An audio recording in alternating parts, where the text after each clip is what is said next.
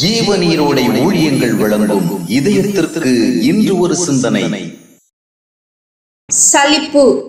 ராஜாக்களின் புத்தகத்தில் எலியா, எலிசா போன்ற மாபெரும் தீர்க்கதரிசிகளை காண்கின்றோம். அவர்கள் தேவனுடைய சார்பாக நின்று மிகுந்த ஆச்சரியமான செயல்களை செய்தார்கள். மக்கள் நடுவில் அவர்கள் நிகழ்த்திய அற்புத அடையாளங்கள் கொஞ்சமல்ல.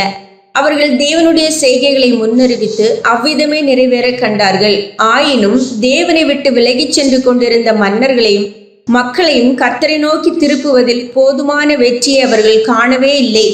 தேவனை வெளிப்படுத்தும் பணியில் அவர்கள் நிறைவுடையவர்களாயிருந்தும் தேவனுக்கேற்ற மனம் திரும்புதலை மக்களிடம் அவர்களால் காண இயலவில்லை. சில நேரங்களில் நம்முடைய உண்மை, நற்செயல், நற்குணம் ஆகியவை பிறர் விஷயத்தில் உரிய பிரதிபலிப்பை ஏற்படுத்தாவிட்டால் நாம் சோர்ந்து போகிறோம். கர்த்தரின் பல வல்லமையான செயல்களை கண்டும் மனமாற்றமற்றவர்களாயிருந்த இஸ்ரவேல் மக்களை குறித்து எலியா மனம் சலித்ததைப் போல நாமும் சலித்து போய் விடுகிறோம். மாற்றங்களை பிறரிடம் எதிர்பார்ப்பது தேவையே. ஆயினும் அவர்கள் மாறாத நிலை கண்டு நாம் நம்முடைய நிலையை மாற்றிவிடக் கூடாது. நாம் கர்த்தரை வெளிப்படுத்தவும் சாட்சியாக நிற்கவுமே அழைக்கப்பட்டிருக்கோம்.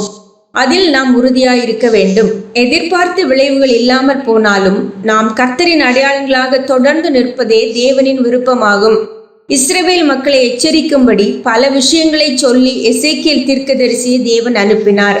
அதே வேளையில் அவர்கள் அவனுக்கு செவி கொடுக்க மாட்டார்கள் என்ற விஷயத்தையும் முன்னரே அறிவித்தார். சில நேரங்களில் விளைவுகளை பார்ப்பது நமது வேலையல்ல.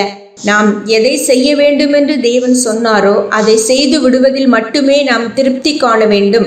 ஒருவேளை அதற்கு எந்தவித பலனும் இல்லாதது போல் இருக்கலாம். ஆனால் தேவன் நீ செய்தவைகளால் என்ன பலன் என்று கேட்க மாட்டார். நான் சொன்னபடி செய்தாயா என்றுதான் கேட்பார். அத்தனை பிரயாசங்களோடு மோசே இஸ்ரவேல் ஜனங்களை வழி நடத்தியும் என்ன பலனை உருவாக்க முடிந்தது?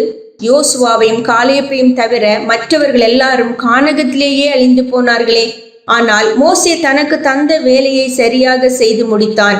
அதுவே தேவனுடைய பார்வையில் மேன்மையாக இருந்தது. சிந்தனைக்கு. நினைத்தது நிகழாததை எண்ணி வருந்தாதே. தேவன் நினைத்தது நிறைவேற போகிறது எண்ணி மகிழ்ச்சியாயிரு.